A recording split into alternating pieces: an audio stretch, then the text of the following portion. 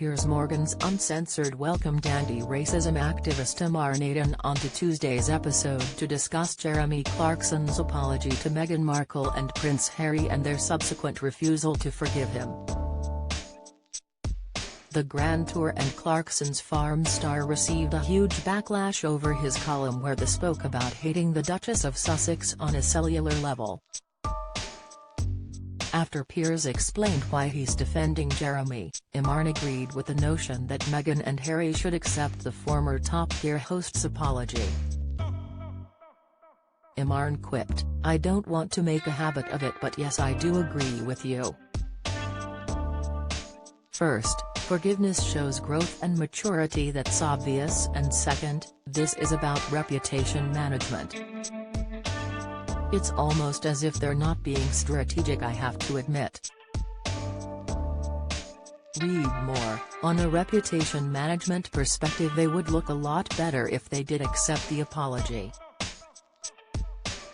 First, they would keep the upper hand, look good doing it, and then again they would be able to lead the way and not look so hypocritical when it comes to them accepting an apology from the royal family. Earlier in the program, Piers explained why he felt the Duke and Duchess of Sussex were wrong not to accept Jeremy's apology. He fumed, "Why should the royal family apologise when you consider what's happened to Jeremy Clarkson?" He wrote, "What he's admitted was a stupid and inflammatory newspaper column that overstepped the mark. The outrage was predictable and it was frankly justified, as he now concedes. But he apologized on Twitter, that he had got it completely wrong." Then on Christmas Day he wrote directly to Prince Harry, on Christmas Day, and yesterday he issued a sprawling, shamefaced public apology about as groveling as it could be. "I'm sorry," he pleaded. "All the way from the balls of my feet to the follicles on my head. This is me putting my hands up. It's a mea culpa with bells on." It doesn't get more fulsome, frankly, than what he posted on Instagram. He continued, "But it wasn't enough for Harry and Meghan. It took me back actually to when I was asked to apologise to Meghan Markle for doubting her word on Good Morning Britain. And one of the reasons I refused was how could I apologise for something I believed? I believe she lies. And secondly, if I did apologise, what do you think would happen? They wouldn't accept it. She wouldn't accept it. She would just use it as an excuse to go even harder. It's what they do," Piers claimed. "They are the victims, always. Perennial victims.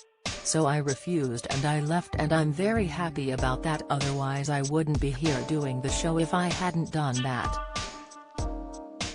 But Clarkson is now in a similar position, looking like he may lose a lucrative and highly popular series of shows on Amazon Prime, perhaps even Who Wants to Be a Millionaire?